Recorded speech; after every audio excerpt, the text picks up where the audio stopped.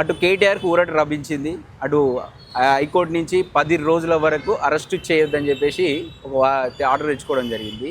దీనికి సంబంధించి ప్రభుత్వం మరి ఎక్కడ విఫలమైంది ఈ కేసు పెట్టడంలో కావచ్చు, లేకపోతే అడ్వకేట్ పెట్టడంలో కావచ్చు, అటు మరి అంతా ₹1 పెట్టుకుని అటు వాదించుకోవడం జరిగింది. కేటీఆర్ అడ్వకేట్ పెట్టుకుని వాదించడం.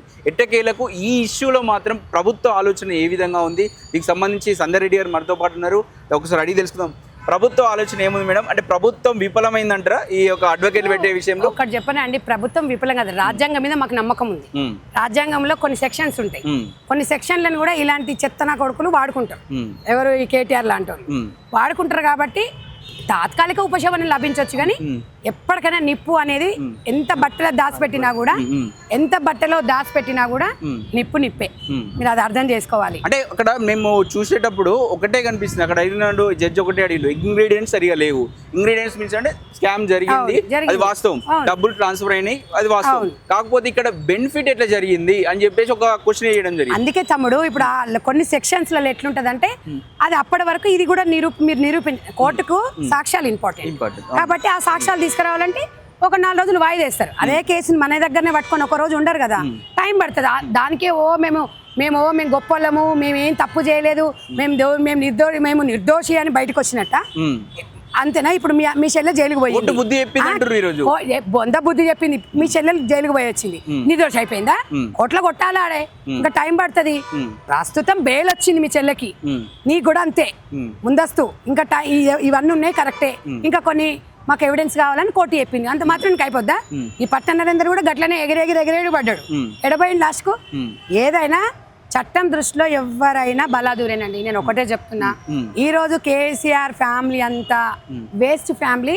నాకు తెలిసి సరే, నా రాజకీయ జీవితంలో వాళ్ళకు ఎట్లా మాట్లాడాలనుకుంటే ఎట్లా అంటే అట్లా అనుకూలంగా చేసుకుంటారు.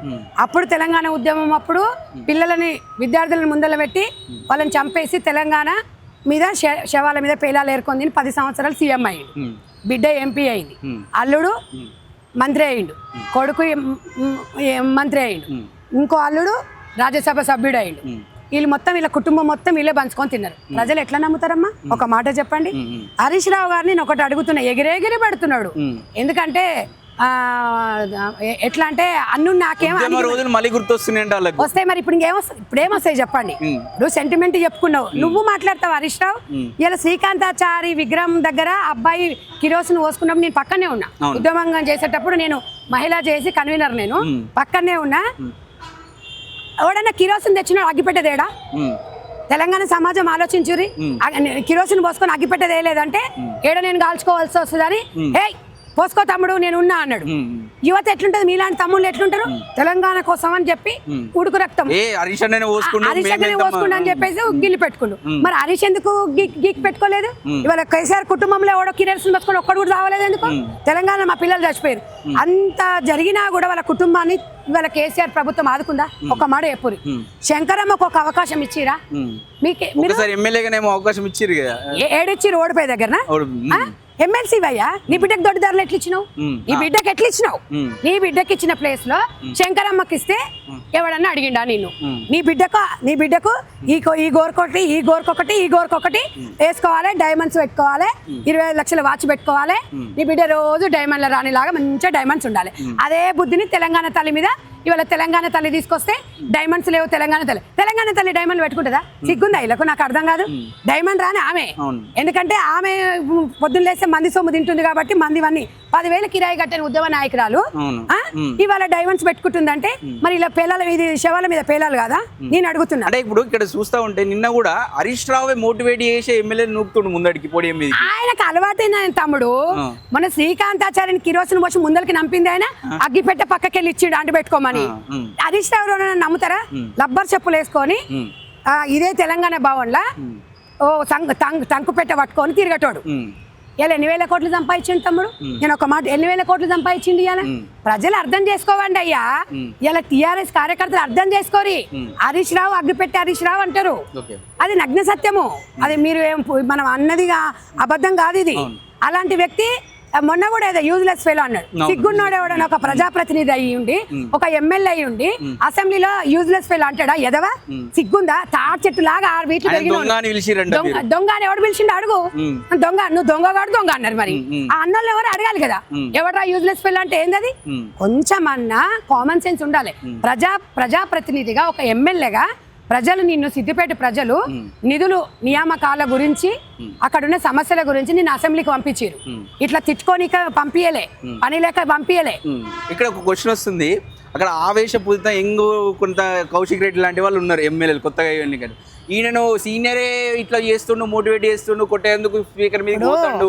ఆ సందర్భంలో ఈయన ఇంకా ఉత్తేజపడి ఇలాంటి ఎంగు కౌశిక్ రెడ్డి వాళ్ళు దాడి చేసే పరిస్థితి. ఒకటి తమ్ముడు, మతిస్థిమితం కోల్పోయిన వ్యక్తులు ఎట్లుంటారు తెలుసా మీకు? వాళ్ళు ఏం చేస్తారో వాళ్ళకి తెలియదు. ఎందుకంటే జీవితం మేము చచ్చే వరకు ఈ అధికారం ఉంటుంది అనుకోరు. అధికారం పోయిన తర్వాత మనిషి పొద్దున్న లేస్తే తాగుపోతాడు, పొద్దునే తాగుడు లేకపోతే బేచాన్ అవుతాడు. వీళ్ళకి అధికారం లేక ఏం మాట్లాడుతారో వాళ్ళకే అర్థమైతలేదు. అసలు వాళ్ళకి ఏం జరుగుతుందో కూడా అర్థం కావాలని పరిస్థితులు ఉన్నోళ్ళు నెట్టుతారు, ఏదైనా చేస్తారు. ఇప్పుడు ఒక సమస్యని పక్కదోవ పట్టాలంటే ఏం చేయాలి? నీకేం రాదు, నిన్ను అడిగిన క్వశ్చన్ నువ్వు ఆన్సర్ చెప్పవు, ఏం చేయాలి? అప్పుడు పక్కదోవ పట్టియాలి. అంత పెద్ద సబ్జెక్ట్ జరుగుతుందా? ఏంటండి ఇప్పుడు ఎమ్మెల్యేలు మొత్తం ఒక దగ్గర జరుగుతుంది. మీరు అంత సీరియస్ గా తెలంగాణలో 10 సంవత్సరాలు ధరణి పేరుతో 1000 కోట్లు పక్కకు మళ్ళీ ఇచ్చారు. అన్ని ఆక్యుపై చేసుకొని ఏడ ప్రభుత్వ భూ ఉంటే ఆడ వెంచర్లు వేయాలి, అర్ధరాత్రులు రిజిస్ట్రేషన్స్ వేయాలి. మన తెలంగాణ ప్రజలు బీఆర్ఎస్ ఉన్నప్పుడు మస్తు ఆదాయం వచ్చింది అంటారు. ఇది ఆలోచించాలి, మనం కూడా హైడ్రా విషయం ఆలోచించాలి. ఈ హైడ్రా అనేది కాంగ్రెస్ ఉన్నప్పుడు ఉందా? ఇంత ఉందా? సరే తెలుసో తెలియకనో పట్టా భూములో లేకపోతే ఆ భూములు ఏదైనా ఉంటే కొన్ని జరిగిండొచ్చు అవకతవకలు. ఇంత హైడ్రా అనేది ఇంత కంపరంగా చేసింది బీఆర్ఎస్ ప్రభుత్వం. నాలాలు కబ్జా చేసింది, శ్మశానాలను కబ్జా చేసింది. 100 కోట్ల ఎకరం భూమి ఎన్నన్నా మన జీవిత చరిత్రలో చూసినామా? కోకాపేటలో 100 కోట్లకి ఎకరం భూమి. మిమ్మల్ని అందరిని బొంద పెట్టి పాతి పెట్టాలి కల్వకుంట్ల ఫ్యామిలీని. ఒక్కడి ఇలా సామాన్య ప్రజలు బతికేంత పరిస్థితి లేక కింద కిరాయి కట్టుకోలేక సస్తున్నాం. తెలంగాణ వస్తే నీళ్లు నియామకాలు, మన భూముల రేట్లు, మనం ఇల్లు కొనుక్కోవచ్చు, తక్కువ రేట్లు వస్తాయండి. ఎక్కడైనా తగలబడిందా? 2 కోట్ల అపార్ట్మెంట్. తెలంగాణ రానప్పుడు మామూలు అపార్ట్మెంట్ 10 లక్షలు, 20 లక్షలు, 30 లక్షలు. 2 కోట్లు పెట్టేవాడు అపార్ట్మెంట్ కొంటాడా? అటు మనం ఇందిరమ్మ ఇల్లు రాదు, అక్కడ కొనుక్కోలేదు. బ్రాండ్ ఇమేజ్ పెరిగిందని చెప్తారు కదా. ఏం brand? Kalvakuntla family brand image పెరిగింది. హైడ్రా పుణ్యం వీళ్ళది కాబట్టి, ఇలా పాపం కాబట్టి ఏ ఇమేజ్ పెరగలేదు, ఏం లేదు. మీది అయిపోయింది, మీ చాప్టర్ క్లోజ్. అంత అనుభవం ఉన్న మీ నాయకుడు మీ కేసీఆర్ మాట్లాడలేకపోతుంది. జాతిపిత అన్నారు. జాతిపిత అంటే మామూలుగా వస్తుంది అవార్డు? జాతిపిత వచ్చి మాట్లాడాలి. మరి మా ఆయన మాట్లాడతలేడు.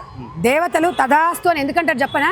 ఫామ్ హౌస్ సీఎం అన్నారు, ఫామ్ హౌస్ సీఎం అయ్యిండు, ఫామ్ హౌస్ కేసీఆర్ అయ్యిండు.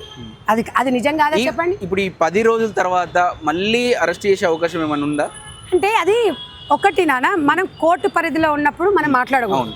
కానీ కోర్టు అనేది, కోర్టు ముందైతే ఎవరైతే చుట్టాలైతే గారు, కోర్టుకు అందరు సమానమే. ఎవిడెన్స్లు కంపల్సరీ తీసుకొస్తారు. అంటే ఎందుకు ఎవిడెన్స్ విషయంలో కావచ్చు పోలీసులు ఎందుకు విఫలమవుతారు? విఫలం అని కాదు. ఇప్పుడు కోర్టు మనని ఏమేమి ఒక్కొక్కసారి ఈ డాక్యుమెంట్స్ లేకపోతే ఒకసారి రిజిస్ట్రేషన్ కూడా ఫెయిల్ అవుతుంది. తెలిసి ఉంటుంది కదా, వీళ్ళు ఒక్కొక్క జడ్జి ఒక్కొక్క రాజ్యం. ఇప్పుడు ఢిల్లీకి వెళ్ళి లాయర్లను పిలిపించుకొచ్చుకుంటారు. మొన్న అల్లు అర్జున్ బెయిల్ రావాలంటే ఆయన ఏదో గంటకు ఏదో కోట్లు తీసుకుంటామన్నారు కదా. సో నేను అనేది ఏంటంటే కొన్ని రాజ్యాంగంలో పొందుపరిచిన కొన్ని లా అండ్ ఆర్డర్ లో కొన్ని క్రిటికల్స్ ఉంటాయి. అవన్నీ ఒక రాజ్యాంగం సంబంధించి ఉంటాయి కాబట్టి లా అండ్ ఆర్డర్ ఉంటది కాబట్టి అది మనం మాట్లాడకూడదు. జడ్జిమెంట్ వచ్చిన తర్వాత అక్కడ ఏం జరిగింది అనేది 10 రోజులు అంటే ఏముంది, 9 రోజులు అయ్యింది, ఇంకొక రోజు అయిపోయింది, 9 రోజులు కదా. తప్పకుండా ఆరోపణలు ఎదుర్కొన్నప్పుడు వాళ్ళు నిరూపించుకోవాల్సిన బాధ్యత కేటీఆర్ గారు. అంటే ఇప్పుడు అయిపోయింది, మీరు ఏసీబీ కేసు పెట్టారు, అది ఇప్పుడు దాని మీద స్టేనే ఉంది. అది చూస్తుంటే మళ్ళీ ఇప్పుడు నిన్న ఉన్నాక ఈడీ కూడా దీని మీద దర్యాప్తు కొనసాగిస్తున్నట్టు తెలుస్తుంది. వాళ్ళు కూడా కేసు పెట్టడం జరిగింది. అంటే మీరు అంటే మీ నుంచి కాకుండా ఈడీకి అప్పయిపోయిరా అని చెప్పేసి మళ్ళీ ఒకటి ఏదో రకంగా కేటీఆర్ ని లోపలికి పంపించాలని. కేటీఆర్ ని కాదండి, కేటీఆర్ జేజమ్మ వాళ్ళ తాత వచ్చినా కూడా తెలంగాణ ప్రజల సొమ్ము తిని ప్రజల సొమ్ముని దుర్వినియోగం చేయవని కూడా వదలం. మేము కోర్టుకి ప్రొడ్యూస్ చేసే వరకే మేము తీర్పు అనేది కోర్టు చూసుకుంటాం. దుబాయ్కి తరలినేమో ఆల్రెడీ పైసలు అన్ని వస్తాయి, ఒక్కటి బయటకు వస్తే అన్ని వస్తాయి. మన కవిత ఏమన్నది మొన్నటి వరకు కాదు, కవిత ఏమన్నది నేను ఒక్కటి కూడా తీసుకోలేదు, నాకు తెలియదు నువ్వు జైలుకు పోయినావా? మరి నన్ను ఎందుకో మరి ఎందుకు పోయింది? మాటలు అట్లనే మాట్లాడతారు. మాకు తెలియదా ఇవన్నీ ఉట్టిగానేనా? నువ్వు అంత కోటీశ్వరాలు అమ్మ, నువ్వు సంవత్సరానికి 18 ఐఫోన్లు, 1,80,000 ఒక ఐఫోన్, నువ్వు నేను ఎందుకో కొనుక్కోము? 10,000 పెట్టి ఫోనే కొనుక్కోలేకపోతున్నాం మనం. ఇవన్నీ ఆలోచించాలి. తెలంగాణ సమాజం ఆలోచించే కర్రగాల్చి వాత పెట్టి కాంగ్రెస్ గవర్నమెంట్కి అధికారం ఇచ్చింది. వాళ్ళందరికీ తెలుసు కాంగ్రెస్ అంటే ప్రజలంటే కాంగ్రెస్ ఎజెండా కూడా ప్రజల ఎజెండానే ఉంటుంది. కాకపోతే ఇచ్చినవి కొన్ని నెరవేర్చడానికి కొద్దిగా టైం పడుతుంది తప్ప చేయడం మాత్రం పర్ఫెక్ట్గా చేస్తాము. మేము అనుకున్న దానికి ఇక్కడ ఉన్నదానికి అసలు పొంతన లేకుండా 7,500,000 కోట్ల అప్పు, మేము 2,00,000 అనుకున్నాం. ఆర్బీఐ 4 లక్షలు చెప్తుందంట. నేను అదే చెప్తున్నా తమ్ముడు, ఇవన్నీ అవకతవకలు జరిగినాయి కాబట్టి ఇచ్చిన హామీలను నెరవేరుస్తాం. తెలంగాణ ప్రజల గుండెల్లో మేమున్నాం, వాళ్ళని కూడా మేము గుండెల్లో పెట్టుకొని చూసుకుంటాం. ఎవరి విషయమైనా వెనుకకు పోయేది లేదు. అందరు బాగుండాలని కోరుకునేది కాంగ్రెస్ పార్టీ. అంటే ఇంకొకటి ఇక్కడ అర్థమవుతుంది ఏంటంటే, మేము బీజేపీ వాళ్ళు ప్రధానంగా ఆరోపణ చేస్తున్నారు. మీరు పదే కాంగ్రెస్ వాళ్ళు ప్రధానంగా బీజేపీ బీఆర్ఎస్ ఒకటని ప్రచారం చేసిరు, కవిటని అందుకే అరెస్ట్ చేసలేరు అన్నారు. అట్లా సక్సెస్ అయ్యారు, మీరు కూడా అధికారంలోకి వచ్చిరు. ఆ తరుణంలో వీళ్ళు ఎంపీ ఎలక్షన్లో అరెస్ట్ చేసిరు, వాళ్ళు సక్సెస్ అయ్యారు, కవితను జైల్లో పెట్టిరు. మరి ఇప్పుడు కూడా పదే మేము అరెస్ట్ చేస్తాం మాటలు చెప్తుర్రు. ఆ పరంగా కూడా కొంచెం ట్రై చేస్తున్నారు, కానీ ఇంక మీరు ఏదో సక్సెస్ అవుతలేరు. మీకు దమ్ముంటే జైల్లో అయితే దమ్ము ఉందా కేటీఆర్ అని చెప్పేసి బీజేపీలో అడుగుతారు. నేను బీజేపీ వాళ్ళు మాట్లాడతారు అంటే వాళ్ళకి దమ్ముంది మాకు లేదంటారా? అవును, అట్లా మేము మీకన్నా ముందే చెప్పినాం, తెలంగాణలో ఎవరైతే అవినీతి చేసిండ్రో వాళ్ళందరినీ కూడా జైలుకు పోవాల్సిన అవసరం ఉంటుంది. కాంగ్రెస్ ప్రభుత్వం 5 సంవత్సరాల పీరియడ్ అయిపోయినా కూడా వాళ్ళని వదలమండి. అది తెలంగాణ సొమ్ము, తెలంగాణ ప్రజల సొమ్ము, జవాబుదారీగా ఉండాల్సిన బాధ్యత మాకు. మరి కేంద్ర ప్రభుత్వానికి బాధ్యత లేదా? మరి వాళ్ళని ఏమనండి, వాళ్ళ ఎంపీలు ఎందుకు? మరి ఎంపీలు ఏమిటికున్నారు? మరి వాళ్ళు కూడా వాళ్ళకి లేదా బాధ్యత? మీరెందుకు చేద్దాం చూస్తున్నారు? మీ ఎమ్మెల్యేలు 8 మంది ఉన్నారు, మీరెందుకు చేద్దాం? ఎవరైనా వేసుకోవచ్చు, నువ్వు వేయచ్చు, నేను కూడా వేసి కేసు. ఎవరికైనా ఏదైనా జరిగిందంటే ఎవరైనా కేసు వేయచ్చు, తప్పేముంది? What is this? వేయచ్చు, వేయండి మీరు కూడా. అదే అక్కడ ఎవిడెన్స్ ఉంది కాబట్టి మాట్లాడుతున్నాము. ఆ ఎవిడెన్స్ ఇంకా డెత్ కావాలంటున్నారు. ఇప్పుడు నువ్వు నేను తొందరపడ్డట్టుగా కోర్టు పడదు కదా, కోర్టు పడదు కాబట్టి కోర్టు కొంచెం టైం ఇచ్చింది, గడువు ఇచ్చింది. నువ్వు మంచోని అయ్యాని ఏమైనా నీకు సర్టిఫికెట్ ఇచ్చిందా? ఏ సినిమాకి ఏ సర్టిఫికెట్ ఇచ్చి నీకు ఇచ్చి కూర్చోబెట్టిందా? నువ్వు నీ మీద ఆరోపణ వచ్చింది, ఆరోపణ నిరూపించుకోవాల్సిన బాధ్యత నీది. నువ్వు మంచిగా కడిగిన ముత్తం లాగా వస్తే తెలంగాణ ప్రజలు నేను గుండెలో పెట్టుకుంటారు. నిరూపించుకో, ఆరోపణ నిరూపించుకునే బాధ్యత మీది. మీకు చేతగాత మా మీదకి ఎందుకు ఎగురుతున్నారు? మీరు రెచ్చగొడితే మేమేం రెచ్చిపోవు. మీలాగా ముస్లింలను మీరు ఎన్నికేసుకొస్తారు, అది వేసుకొస్తారు అంటే మాకు హిందూ ముస్లిం బాయ్ మేము అందరం ఒకటే. వాళ్ళకి ఓట్ల రాజకీయంగా వాళ్ళ బీజేపీకి మతతత్వాలను రెచ్చగొట్టడము. వాళ్ళు రెచ్చగొట్టినంత మేము రెచ్చిపోతామండి. లా అండ్ ఆర్డర్ ఉంటుంది, ఒక కథ, ఒక కార్ఖానా ఉంటుంది, అన్నీ ఉంటాయి. మీకు ఏమైనా చేతనైతే మీరు చేయండి, ఆ క్రెడిట్ మీకే వస్తుంది కదా. ఇంకో విషయం ఇక్కడ ప్రధానంగా మాట్లాడుకుంటే వాళ్ళు చెప్తూ ఉంటారు, నేను దెబ్బలు కట్టి తొడలు కొట్టి మీకు దమ్ము ఉంటే నా ఇంటికన్నా వీకలేరు మీరు, నేను ప్రశాంతంగా అక్కడ పోయి ధ్యానం చేసుకుంటా, మంచిగా ప్రశాంతంగా వెళ్ళి వస్తా, జైలుకు నాకు ఇబ్బంది ఏం లేదు, మీకు కానీ దమ్ముంటే నా ఎంటిక టచ్ చేయరు అని చెప్పేసి కేటీఆర్ వ్యాఖ్యలు ఎత్తున్నారు. నీ ఎంటిక బీక్తారో లేకపోతే గుండు కొట్టిస్తారో తెలంగాణ ప్రజలు రాబోయే రోజులలో చూద్దువు. నీకు అహంకారం, నేను చెప్పినా కదా, కుటుంబానికి మొత్తం పిచ్చిలు లేచినాయి అధికారం లేక. పిచ్చిలు లేచిపోయి ఎవడన్నా చదువుకున్నాడు పీక్తారా అని అంటాడా? నేను ఒక మాట చెప్తున్నా, నా ఎంటిక బీకేలంటే పీకే టైమ్స్ గుండె కొట్టిస్తారు. ఎందుకు బాధపడుతున్నారు? Wait and see. ఏదో కేసులు అయితే కంపల్సరీ, ఏదో ఒక కేసు కక్షపూరితం కాదు, 100 ఉన్నాయి వాళ్ళ మీద ఆరోపణలు, అవి నిరూపించుకోవాల్సిన బాధ్యత వాళ్ళది. ఆరోపణ వచ్చినప్పుడు నిరూపించుకోవాలి. దానికి కాంగ్రెస్ పార్టీకి ఏం సంబంధం? మేము గవర్నమెంట్ లో ఉన్నాము, ప్రజల సొమ్ము 10 రూపాయలు పక్కన మళ్ళీ ఇచ్చిరంటే అడిగే ఉంటది. అడుగుతా తప్ప అండి, అడుగుతా తప్ప.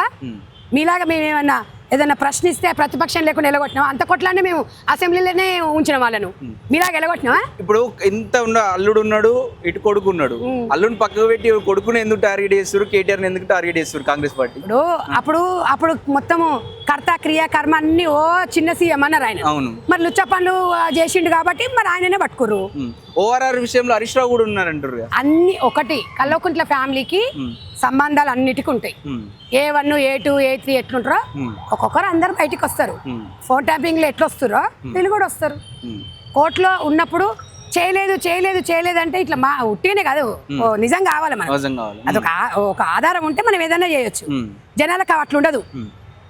100 మంది 100 ఆలోచనలు ఇస్తారు. ఇక 100 మంది 100 ఆలోచనలు మనం చెప్పలేము ఆన్సర్.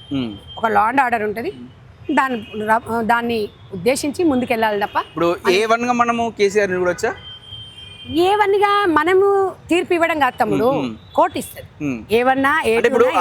కాళేశ్వరం ఏది ఉన్నా కూడా తమ్ముడు ఒక్కటే చెప్తున్నా, కాళేశ్వరం ప్రాజెక్ట్ కానివ్వండి, ఇంకా గొర్రెల స్కామ్ కానివ్వండి, బర్రెల స్కామ్ కానివ్వండి, యువతని కానివ్వండి, ప్రతి ఒక్కటికి టోటల్గా స్క్రీన్ ప్లే దర్శకత్వం కేసీఆర్ గారే. కేసీఆర్ ఏది జరిగినా కూడా ప్రతి ఒక్కటికి కేసీఆర్ ఒక నాయకుడు, ఆయనకు పార్టీకి ఒక అధ్యక్షుడు, కంపల్సరీ ఆయన మీద ఆరోపణ ఉంటది. మరి ఆయనకు చెప్పకుండా జరుగుతుందా పార్టీలో? కాబట్టి బాధ్యత ఆయన ఒకవేళ తప్పు చేయకపోయినా కూడా పిల్లలు తప్పు చేస్తే తండ్రిదే బాధ్యత. మీ బీఆర్ఎస్ నాయకులు తప్పులు చేసినప్పుడు మీ అనుమతి లేకుండా చేసిరని ఎవరు నమ్మాలో నిరూపించుకోండి, అది నాకు సంబంధం లేదు. ఈ కాళేశ్వరం విషయంలో కూడా కమిషన్ పిలిచినప్పుడు వాళ్ళ ముందు చెప్పినప్పుడు స్మితా సాగర్ కావచ్చు, సిఎస్ సోమేష్ కుమార్ కావచ్చు, వాళ్ళ అదే ఏం చెప్తారు అంటే మాకు ఏం తెలియదు, అంతా సార్ ఇచ్చిండు. ఈ సోమేష్ కుమార్ అయితే ఏకంగా ఆ కింద ఆఫీసర్ ఇచ్చిండ్రు, నేను గుడ్డిగా సంతకం పెట్టినా చెక్కులు రిలీజ్ చేసిన. ఒకటి చెప్పనా, ఒక ఆఫీసర్ ని కూడా ఎంత ఇబ్బంది పెట్టిందో మాకు తెలుసు. బీఆర్ఎస్ ప్రభుత్వం చిన్న చిన్న ఉద్యోగస్తులను కూడా ఇబ్బంది పెట్టారు. ఫోన్లు చేసి మంత్రి చెప్తున్నాం కదా, వీడియోలు ఆడియోలు కూడా ఉన్నాయి, రికార్డులు కూడా ఉన్నాయి, పెట్టేసి వాళ్ళను ఏమైనా మేము చూసుకుంటాం. మరి ప్రభాకర్ రావు అదే కదా పరిస్థితి. లేకపోతే ప్రభాకర్ రావు గారికి ఏమైనా దుర్దన, రేవంత్ రెడ్డి గారు బెడ్రూమ్ లో తీసుకుపోయి రికార్డు పెడితే ఆయన కడుపు నింటదా? కేసీఆర్ కావాలి రికార్డులు, ఆయనకి ఎందుకని ఉద్యోగం చేసుకుంటూ. కాబట్టి ఇవన్నీ వీళ్ళ గురించి మాట్లాడుకొని వీళ్ళని ఇంకా మనం అలా హైప్ పెంచుతున్నామే అనిపిస్తుంది నాకు. స్మితా సోర్వాల్ అంత తానే మొత్తం ప్రభుత్వంలో మొత్తం ఆమెనే అన్నట్టు సిఎస్ మొత్తం ఆ రేంజ్ లో ఎక్స్పెక్ట్ ఒక హెలికాప్టర్ ఇచ్చి తీసుకోవడం. ఈరోజు ఆమె ఏం చెప్తున్నారంటే నేను కలెక్టర్ ని కోఆర్డినేట్ చేసిన, అందులో నాకు ఏం సంబంధం లేదు, లేకపోతే నేను దొంగ పనులు చేసిన, నేను లంగ పనులు చేసిన, నాదే ఉందంటారు. అప్పుడేమో కాదు, అప్పుడేమో ఆమె ఎట్లా అంటే ఒక చెప్తున్నా కదా, ఒక విక్టోరియా మహారాణి లాగా ఓ బిహేవ్ చేసింది. ఓ అసలు ఆమె ఏడుంటే ఆమెనే మొత్తం ఆమె ఒక స్టార్ క్యాంపెయిన్ కి ఒక హీరోయిన్ లాగా ఉంది. ఇవాళ మరి అట్లనే చెప్తారు ఎవరైనా. శ్రీలక్ష్మి పరిస్థితి ఎట్లా ఉండే అప్పుడు? నేను అనేది ఏంటంటే చట్టానికి ఎవరు చుట్టాలు కారు. మనము అందుకే గవర్నమెంట్ ఉద్యోగస్తులు కూడా ఒళ్ళు దగ్గర పెట్టుకొని పనిచేయాలి నిజంగా. ఇప్పుడు రేవంత్ రెడ్డి గారు కూడా ఒకటే చెప్తున్నారు, పోలీస్ డిపార్ట్మెంట్ వాళ్ళకు కూడా మీకు ఫుల్ స్వేచ్ఛనిస్తున్నా, మీ పని మీరు చెయ్యండి. ఈ మాట మీద రేవంత్ రెడ్డి గారు కూడా స్పందించారు, అన్ని నా దగ్గరనే ఉన్నాయి, హోమ్ మినిస్ట్రీ కూడా. నేను అదే అంటున్నా, ప్రతిదీ కూడా మీరు స్వేచ్ఛను మీకు ఇస్తున్నా, మీరు లా అండ్ ఆర్డర్ ఎట్లుందో మీ డిపార్ట్మెంట్ మీరు చేయండి. నేను చెప్తున్నాను చేయకండి, మంత్రి చెప్తున్నాను చేయకండి, ఈ పని మీరు చేయండి అని చెప్తున్నాడు. అంత వైట్ పేపర్ గా ఉన్నామండి. కాకపోతే ఇదంతా ఓకే మీరు చెప్తారు, అంత మంచిగా ఉంది, కాకపోతే ఎన్నో లోపం జరుగుతుంది. ఒక డౌట్లు వస్తుంది, అంటే వాళ్ళకు బీఆర్ఎస్ ఫేవర్ ఉండే ఆఫీసర్స్, బీఆర్ఎస్ కాంగ్రెస్ అనేది కలవడం అనేది హైలీ ఇంపాసిబుల్ తమ్ముడు.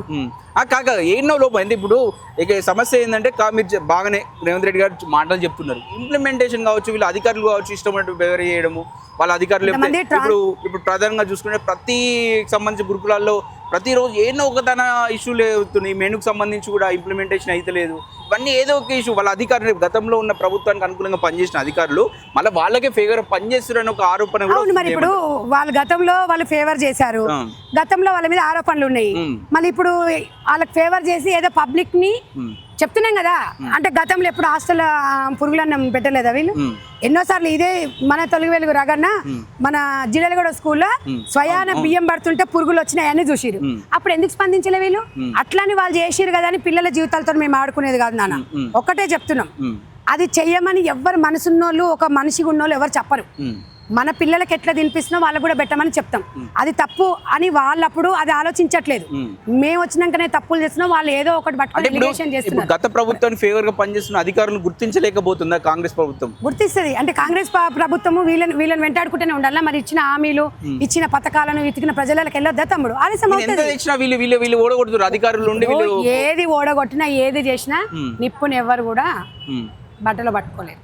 కాంగ్రెస్ ప్రభుత్వము ఒక కడిగిన ముత్యం లాగానే ప్రజల ముందు ఉంటుంది. వీళ్ళు ఎన్ని చెప్పుకున్నా ఎన్ని చేసినా ఇవన్నీ కూడా తాత్కాలికమే. ప్రజలకు తెలుసు, హరిజనులకు గిరిజనులకు ఇవాళ ఇందిరా మామాయం నుంచి కాంగ్రెస్ పార్టీ ఏం చేసింది అనేది వాళ్ళకి తెలుసు. వీళ్ళు ఏదో చేతగాక ఏదో మన మీద వచ్చి మాట్లాడుతున్నారు తప్ప ఇవన్నీ కూడా ప్రజలు ఎవరు నమ్మే పరిస్థితి లేదు. అందుకనే ఇప్పుడు స్కిల్ డెవలప్మెంట్దే కానివ్వండి, ఇప్పుడు గురుకులది కూడా ఒకే థాట్ మీద ఒకే దగ్గర డిజిటలైజేషన్ చేసి అందరికీ ఒకే విద్యను అందించాలి, కార్పొరేట్ దీతగా వెళ్ళాలనే కాన్సెప్ట్తోని రేవంత్ రెడ్డి గారు పోయారు. త్వరలో ఈ సమస్య పరిష్కారం అవుతుంది. రైట్. చూస్తూ ఉంటే సంధ్యారెడ్డి గారు చెప్తా ఉన్నారు, మురిసిపోకు, 10 రోజులే టైం ఉంది, 10 రోజుల తర్వాత కంపల్సరీ నిన్ను మళ్ళీ జైలుకు పంపించే పరిస్థితులు ప్రభుత్వం దాని మీద దృష్టి సాధిస్తుంది. దానికి సంబంధించినటువంటి అన్ని ఎవిడెన్స్ సేకరిస్తున్నాం, ఏదో మురుస్తున్నాయి, ఇప్పుడు మురగాల్సిన అవసరం లేదు, కంపల్సరీ బరాబరి జైలుకు పోవాల్సిందే, అలా స్కామ్ జరిగిందని చెప్పేసి సంధ్యారెడ్డి గారు మనతో పాటు చెప్తున్నారు. కెమెరామ్యాన్ వెంకట్తో అక్షిత్, హైదరాబాద్.